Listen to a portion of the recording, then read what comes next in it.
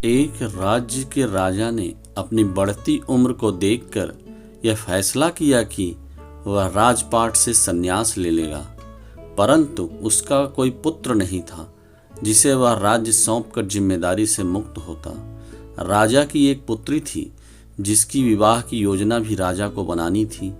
इसलिए उसने मंत्रियों को बुलवाया और कहा कि प्रातःकाल जो भी व्यक्ति सबसे पहले इस नगर में प्रवेश करेगा उसे यहाँ का राजा नियुक्त किया जाएगा और मेरी पुत्री का विवाह उसी के साथ कर दिया जाएगा। अगले दिन राज्य के सैनिक फटेहाल कपड़े पहने एक युवक को ले आए और उसका राज्याभिषेक किया गया।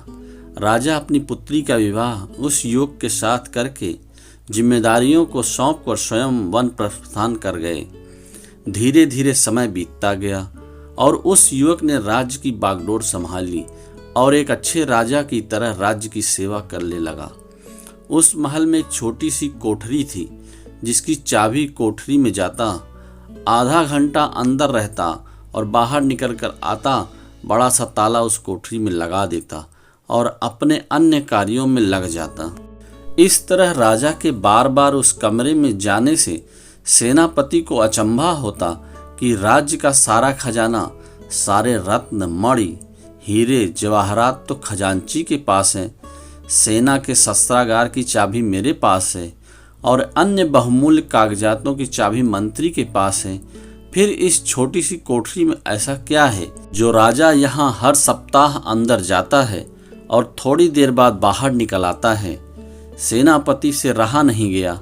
उसने हिम्मत करके राजा से पूछा कि राजन, यदि आप क्षमा करें तो यह बताइए कि उस कमरे में ऐसी कौन सी वस्तु है जिसकी सुरक्षा की आपको इतनी फिक्र है। राजा गुस्से से बोले, सेनापति, यह तुम्हारे पूछने का विषय नहीं है, यह प्रश्न दोबारा कभी मत करना। अब तो सेनापति को शक और भी बढ़ गया। धीरे धीरे मंत्री और सभासदों ने भी राजा से पूछने का प्रयास किया, परंतु राजा ने किसी को भी उस कमरे का रहस्य नहीं बताया। बात महारानी तक पहुंच गई और स्त्री हट के आगे किसी की भी नहीं चलती। रानी ने खाना पीना त्याग दिया और उस कोठरी की सच्चाई जानने की जिद करने लगी।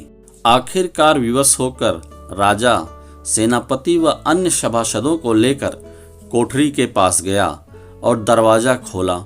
जब कमरे का दरवाजा खुला तो अंदर कुछ भी नहीं था सिवाय एक फटे हुए कपड़े के जो दीवार की खूंटी पर लटका था। मंत्री ने पूछा कि महाराज, यहाँ तो कुछ भी नहीं है।